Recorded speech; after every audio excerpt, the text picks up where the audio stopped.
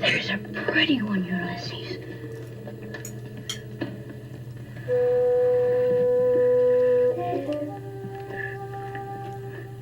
There it is. Well, not the small town any more than society as a whole. I think what you're getting in the small town is social attitudes sort of distilled so you can look at them, and lives played out so that almost in a way that they're like a stage, or the small town is like a stage for human lives. I don't think that small towns are particularly bitter or oppressive. The whole society of my childhood, the whole Canadian society, was fairly repressive. You're known to write about very ordinary things and ordinary people, local kind of places. Do you think this could find a response, say, in an American audience? Taking an Ontario Don't you think town? Americans are ordinary? Some. But it is... No, I have problems with the word ordinary because I don't know who's extraordinary. And I always think the people I'm writing about are extraordinary. Alice Munro, one of my very most favorite writers, arguably the best short story writer in the world. I mean, she was old, she had retired from writing, but it still feels like a tragedy in literature that she's gone. That's about as profound as I can be about the passing of Alice Munro, but stay tuned for a video with a bunch of bookish social media luminaries in tribute to Alice Munro. I hope to post it by midweek next week. Stay tuned. And one of the things we're doing on that video is we are listening to, or if we have the book or an ebook, reading the title short story from Alice Munro's first collection of short stories from 1968. The title story and the title of the book is Dance of the Happy Shades. And I don't know if Margaret Atwood recently recorded her reading this story or it was done some time ago, but it's in the Guardian newspaper. I'll put a link in the show notes if you would like to listen to it or read it in advance of that group chat video in tribute to Alice Munro, coming up on my channel and probably some of the other participants' channels next week. Anyway, hello BookTube, I'm Sean the Book Maniac. Welcome back to my channel and another Friday Reads. So, last weekend I went home to the farm. The whole family was there and we gathered for my father's memorial service on Saturday, and it was beautiful and meaningful and celebratory. And it certainly did my heart good, and I know I'm not speaking only for myself among the immediate family. It meant a lot to us to have so many people come out, and I did the eulogy, and that was well received. It certainly was meaningful for me to write and deliver, and I think that's all I want to say about it. I was joking with some plenty neighbors, some dear family friends at the lunch afterwards that lots of people from my hometown watch the first few minutes of my Friday Reads to see if I have any gossip or any personal news, and they were going to be waiting with bated breath to see if I had any gossip for them this week, and I'm sorry I don't, but stay tuned. At the risk of repeating myself, it was beautiful, it meant a lot to us. Now we're on the other side of it. So let's move into this week's mystery guest. I'm so excited for you to meet that person, so let's do so now. And today's mystery guest is the Syrian-Canadian novelist, public speaker, and LGBTQ refugee activist, Danny Ramadan, joining us from Vancouver. Hello, Danny Ramadan. Hi, welcome to my office. Thank you for hosting me. Well, I sure picked my blouse right. It's quite coordinated with your shirt. And that fabulous wallpaper, if that's what it is. Is that wallpaper? It is actually. This is a wallpaper this is a very bougie story, but I bought that wallpaper in New York. I'm not that bougie usually, but what happened is I have a friend who lives there, and they had a very similar wallpaper on their guest bedroom wall. And I fell in love with it. So I asked them for the location and went and I bought wallpaper while I'm in New York. It was really weird. That's awesome. I love it.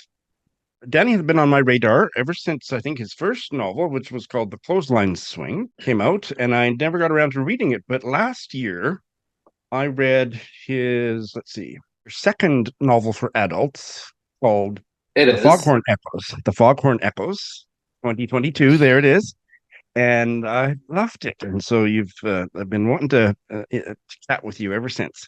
You have done a lot of interesting things. You also have a line of children's books. Maybe we'll talk about those in a minute. But I'm dying to Mhm. hear about your forthcoming memoir coming up 3 days before your birthday, I think.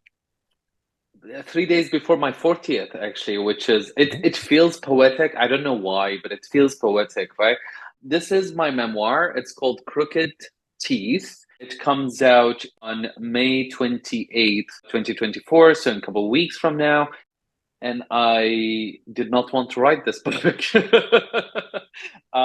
Genuinely speaking, I have been resisting the idea of writing a memoir since I came to Canada, because the thing that publisher wants is for me to write a memoir. I'm a queer Syrian Canadian. I have the refugee experience, so it felt like it will be a slam dunk. But I didn't want to write the memoir until I was in a place where I felt like I have the power to write the book the way that I want to write it.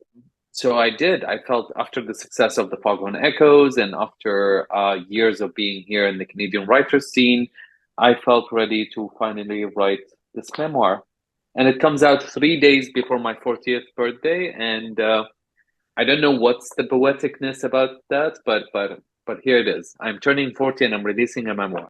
How fabulous. Now, there is a quote on your webpage that I think maybe comes from the book, or it's certainly a sentence that you yourself wrote. Writing this memoir Mm-hmm. is a betrayal. Can you tell us a Mm-hmm. little bit Mm-hmm. more about that? Sure. So that is the opening line of the memoir. So in my first chapter, the first line is writing this memoir is a betrayal. I have been a fiction writer for all of my life. I published books in Arabic before. I published two collections of short stories. I worked in journalism. I worked in children magazines back in the Middle East. So I had a full rightly life back in the Middle East. And then I came here to Canada, and of course, I came here as a refugee. And the thing that helped me, that the thing that helped me navigate this life after was my fiction. I wrote The Clothesline Swing and The Foghorn Echoes as a response to being a queer Syrian refugee, but while also protecting my own experiences, protecting my own life, hiding the things that I don't feel like I want to share with the public yet, right? And over the years, I want to say that that was kind of a defense mechanism. I have created with my fiction this shield that I'm putting in front of myself. So when I sat down and I decided that I'm going to write a memoir, it felt like such a betrayal to all of those defense mechanisms that really helped me go through life and helped me heal after a lot of traumatic experiences. It felt, huh, it it felt like I'm working against myself for a long time before I found the right tone for this book. And so imagine it wasn't an easy process of writing it. Yeah, if you can find a person who writes a memoir and it was an easy process of writing it, please let me know because I would like to learn from them how that works. No, I want to say the first draft was the most challenging because it was the draft where I was the most human in, I want to say. I was the most just a person telling you about my life, right? And it was difficult and challenging, and there was a lot of push and pull between what I want to share, what I think I should share, what I think I should keep to myself. So there was a lot of balancing acts, and I think I fell off the wagon a couple of times. Um, and then I went back to therapy, which I highly recommend to everybody. If you are not going to therapy, what the hell are you doing here? And that helped quite a lot. And then I went back to the book and I wrote the second and the third draft. I want to say by the fourth draft, I have divorced myself from the story and I became a writer who's just like artistically trimming the story and putting it together and making it appealing for the reader. And I have managed to divorce myself from the narrative itself, which sounds weird because the narrative is my own, but at some point it became a story of its own, right? If it's not a spoiler, and because I'm looking, I can see you've got fabulous teeth. So what does the title mean? Crooked teeth. It is a spoiler, so I'm not gonna go Okay. into why specifically I said that. It's actually the chapter before last in the book that you'll understand why. But I will say this, which I hope helps. Crooked teeth grow with a noble cause. They just want to bite, they want to look pretty when they smile. They are trying to feed you and protect you when you show your teeth to scare people. They don't understand themselves that they're crooked. We, as the people, have decided based on the fact that all the other teeth around them are straight, that those are the wrong ones. But in reality, they never grow to be crooked. They're just trying to actually be part of that jawline that you have, right? So I'm hoping that that would be the metaphor that you'll receive from the book. I'm picking up what you're putting down metaphorically. Yes, that's fabulous. I'm glad. I'm glad. Now, you and I have something in common. I'm in Saskatoon, and you were the writer in residence at the Saskatoon Public Library. But there's a catch there. Tell us Mhm. about that. That was in what, 2020? That was in 2020. So I got the gig basically in 2019. The folks at the Saskatoon Public Library, who are the sweetest, they are, oh my God, I adore them, reached out to me, offered me the position. I was glad to accept it. I booked my Airbnb. I prepared myself to travel for 9 months. It's a long residency, right?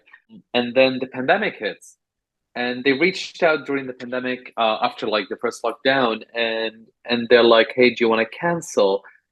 And I came back to them with, how about we turn it into a virtual residency? That way we can offer something online for the folks who cannot come to the library. I worked really hard on that residency. I have to say it's my favorite residency by all means. I have really enjoyed it, and mainly because of how creative I had to be. I created multiple series. So I had this writing workshop, this 5 minutes of a writing workshop that I do once every 2 weeks that I just post online. I had interviews with other authors where I'm interviewing an author. I had readings by two authors, one from BC and the other is from Saskatchewan, just to like bring that bridge between me being a BC boy and be a resident of Saskatchewan, although virtually. I really enjoyed it. It was a light during the pandemic, and I hope that it offered light to the folks who took advantage of it too. That's wonderful. I was not living here. I was living in Tokyo at the time, but Saskatoon is my Mm. hometown. So I wish I had been here. Well, I guess if I had known, I would have been joining you from afar online. And so you also have something in common with, 99% of the people watching this video and 99% of the world's population in that you've never actually been to Saskatoon. Okay, so the worst thing about this is that my husband is originally from Saskatchewan. He Oh, is from Swift Current, Saskatchewan yeah. originally. He's a Yeah, yeah. cowboy, and I've never been to Saskatchewan. I've never actually been to. It's honestly, it's your fault. Why aren't you inviting me to Saskatchewan? Well, Why isn't consider there it an anybody who's like invitation. Yeah, around? absolutely. Yeah, please. Come on over. Come on over. Absolutely. I was born here and went to Mm, university here. I grew up in a small town, and then I lived all over Canada and in Tokyo for 13 years, and I've just come home 4 years mm. ago. So yeah, it's a good place That's really to live at this cool. stage of life. Yeah, What were you doing I in Tokyo? teaching English and Oh, that's really nice. chasing Japanese boys. Who couldn't stop you? Like, oh gosh, that's so cute. Um, And I landed a husband, a Japanese husband who's once the immigration is sorted will be joining me here. I'm so happy for you. Congratulations. So we'll have to double date. Double jumpers. That's Yeah. the name for Saskatchewan country boys um with Oh with gosh, their I should tell husbands. that to my husband. Yeah, I'm Stubble sure. jumper. I'm sure my husband Stubble would like jumper. it. You tell you he'll recognize that word. He'll know that word, I'm sure. I have a question about the books that you wrote and published in Syria. Will they ever be translated? In a way, they are.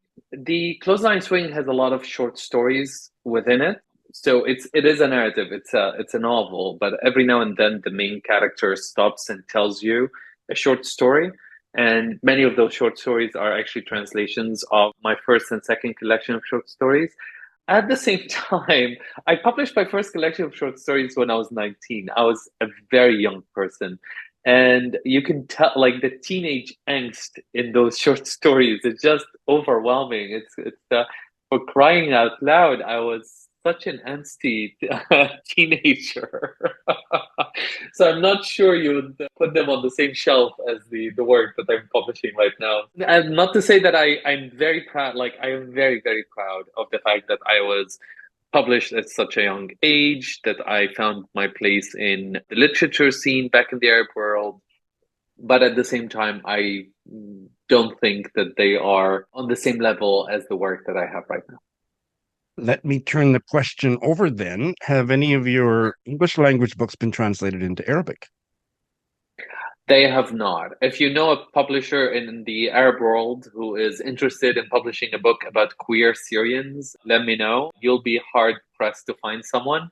It's sad because I know that those books will be quite well received by a lot of queer folks back in the Middle East, who many of them do not speak English fluently, and therefore they don't have access to reading my books in English.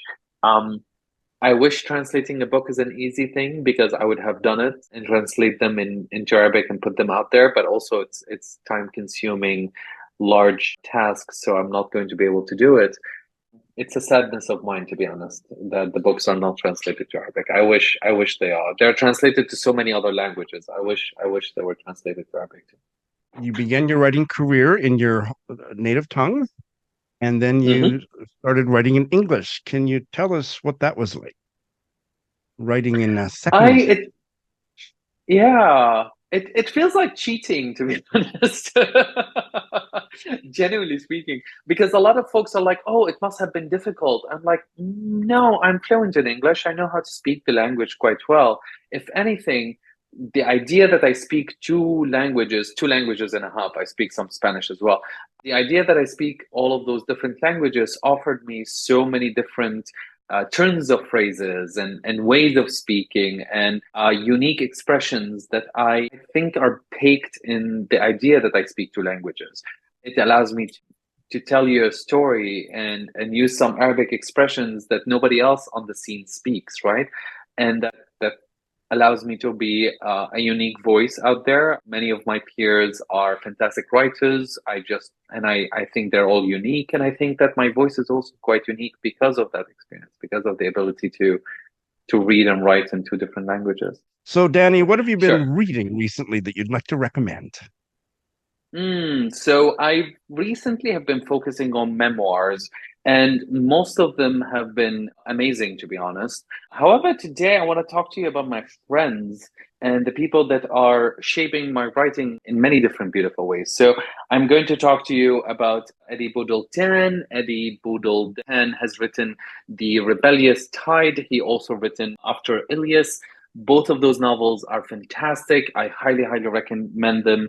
They are unique and enjoyable and suspenseful, and at the same time, they feel so good to read. Like when I finish reading them, I feel like excited. I have The Rebellious Tide sitting on red on my shelf, so looking forward to getting to it. Well, it is time for that, right? I have been friends with Amber Dawn for as long as I remember. She has been my dear friend since I came here to Canada. I think she is the first Canadian author I've ever met here in Canada. This is Sodom Road Exit, which is her novel. She is usually a poet, but then she wrote a novel, and just to show off, she wrote a novel that is like 600 million pages long. She is a goddess of poetry, and that shows in her sentences. And she's also a queer icon, and that is such a good book. I highly recommend it. This is Sodom Road Exit by Amber Dawn. Where the hell have I been? I've never heard of her. Oh my God.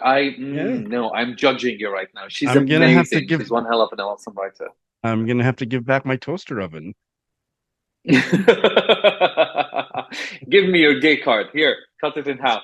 I also have recently met Gerard Conley, who wrote Away Erased. This is the last memoir I read a couple of weeks ago. And I gotta say, I don't know where I was. I feel like I was under a rock when this book came out, because I should have read it 6 million years ago. And when I met Gerard, honest to God, he is the sweetest, most loving human being you'll ever meet in your life. I met him randomly, and I felt like we have been friends for 6 million years. And afterwards, he was asking me about my book, so I told him about the Crooked Teeth, and then I handed him a copy of Crooked Teeth. And 3 weeks later, he sent me the most beautiful blurb for Crooked Teeth. Didn't even ask for it. He was so excited. Gosh, I love this guy. He has a novel that's just come out that has Yeah. been quite well received, I think. Yes, yes. I cannot think of the title off the top of my No, I head. can't. I'm gonna finish with Said Taibi. Said Taibi is the author of Her First Palestinian. This is a collection of short stories. I think Canadians are missing out when they're not supporting collections of short stories, because you always feel that when you're writing a short story that you don't know where it will end up, because not a lot of Canadians like to read short stories. They prefer novels and memoirs. And I think that that's a shame, because this collection tells you everything you need to know about the art of writing short stories, about the experiences of being a Palestinian in Canada. It's very timely. I really genuinely invite you to read this book. Wonderful. That one is on my radar, but yeah, I'm glad to hear more about it. So, Mm-hmm. we've got a couple minutes left, so I just have to ask you then, Danny, where are your short stories? Where are my short stories? Sure. So the Washington Square Review, which is the literary magazine coming out of New York University, is releasing a short story of mine this month called When Adam Switched. I also have a short story coming out with Consequence, which comes out from the Midwest somewhere, called The Elusive Mrs. Omran. I won a short story competition a couple of years ago with My Name is Bridge, and I was shortlisted for the Bridge Prize, which is lovely, for my short story, The Mysterious Return of Khaled from the Dead. Well, if the stories are half as good as the titles of those stories, I can't wait to read them. I hope so. I'm always proud of my titles. My titles are Yes. my favorite thing, that I work for days. Sometimes a short story comes and it's an afternoon meander, but the title takes weeks to decide upon. So I assume eventually there'll be a collection coming out of these stories. I look forward to that. Honestly, my short stories are my hobby, right? Like I'm a novelist by trade. I'm a memoirist because that is what I decided to do this and test the waters and see if I like it.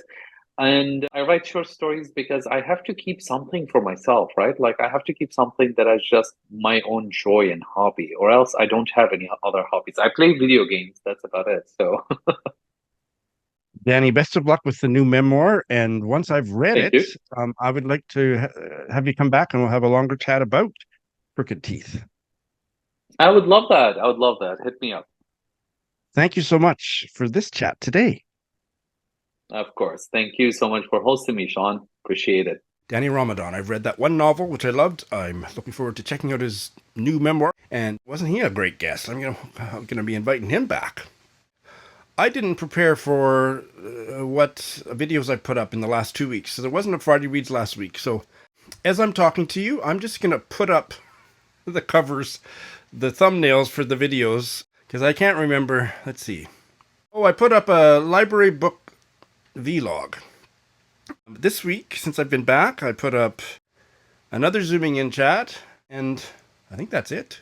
Let's get into the books. I think I finished 3 in the last 2 weeks. I finished reading Marzahn, Mon Amour to my cousin Mary Jean. This is by the German writer Katja Oskamp, translated from the German by Joe Heinrich, and I loved it as much the second time as I did the first time. It won the Dublin Literary Prize a couple years ago. Very deserved. It's not a plot-heavy book. It was kind of vignettes about a writer who puts writing on hold for a few years to become a chiropodist or pedicurist. in East Berlin, and each chapter or each story is her relationship with one of her clients, and that creates a colorful array of characters that you just can't help but fall in love with, except for the one or two that you hate. And all the while when I was reading it, and I think I made the similar comment the first time, you're wondering how this is all affecting her as a writer, and she never comes out and says how it affects her or if it affects her, but you can tell, I mean, she wrote this book, and that this was kind of a way to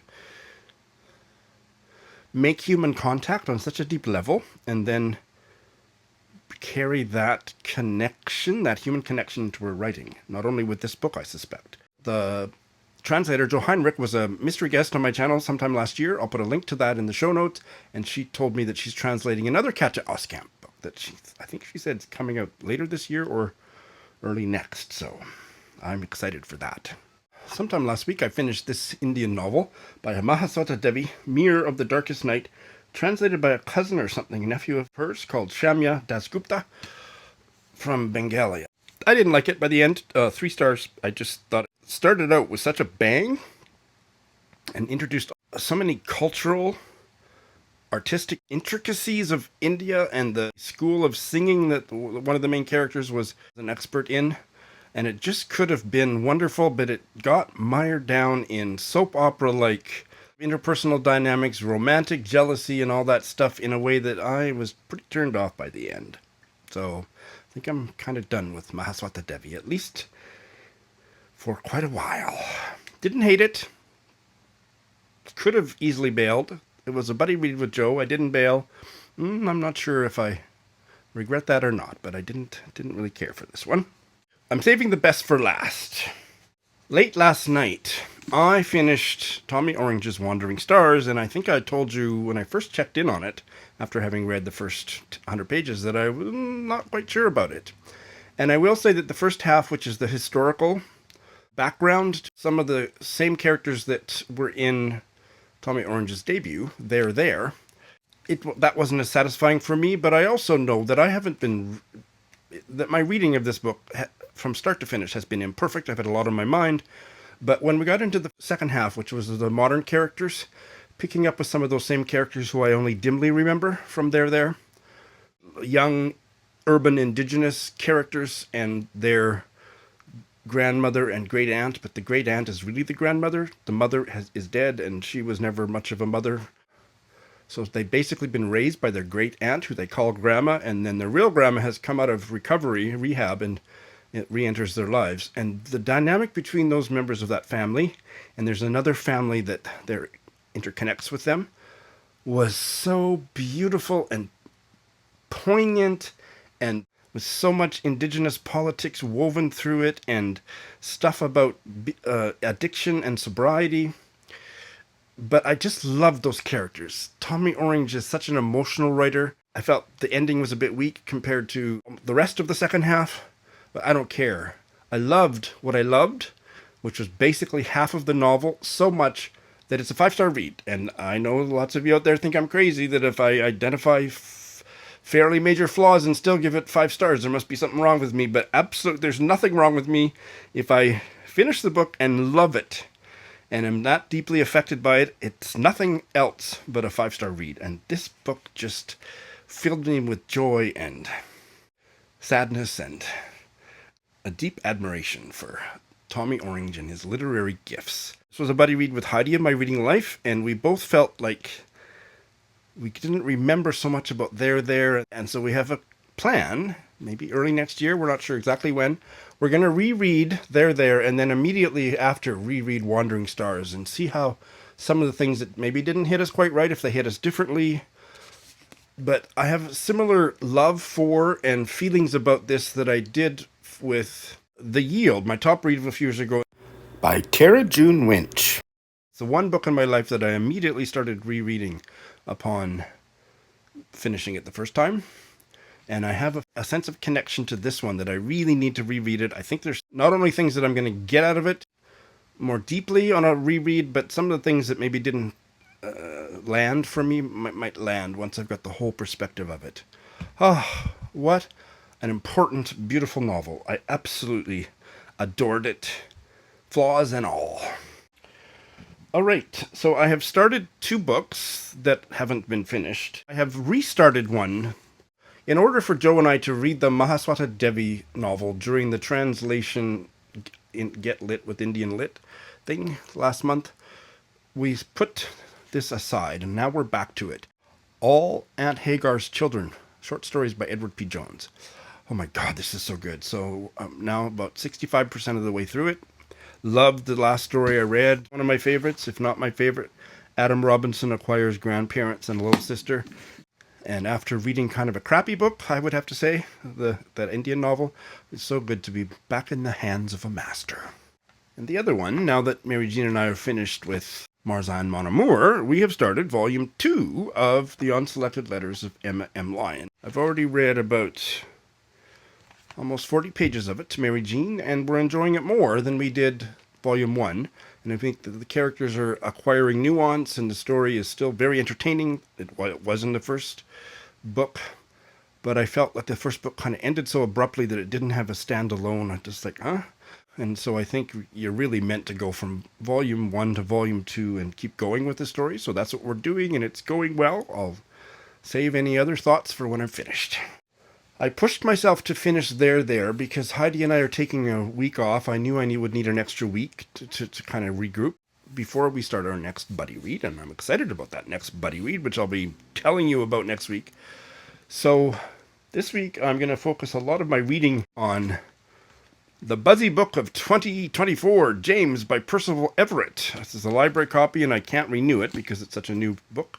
So I don't think I'm going to finish it in 7 days, but I am going to read a big chunk of it. I hated his last book. I don't know, what was it called? I think it was called The Trees, the one that was with Emmett Till in it. I hated that book so much I couldn't finish it. I mean, it started out really good, but it just got so satirical, and it was the repetitive nature of this grisly detail in the crime scene that kept showing up, and was it funny? I just hated it. I couldn't. Ugh. So I didn't think I don't usually ever try an author again after I hate one of their books, but this one, the reviews have been so uniformly glowing that I couldn't not give it a try. I think everybody says you don't have to reread Huckleberry Finn to get into it, so I haven't. Don't remember if I even ever read it when I was a kid, but I'm going to give this a try.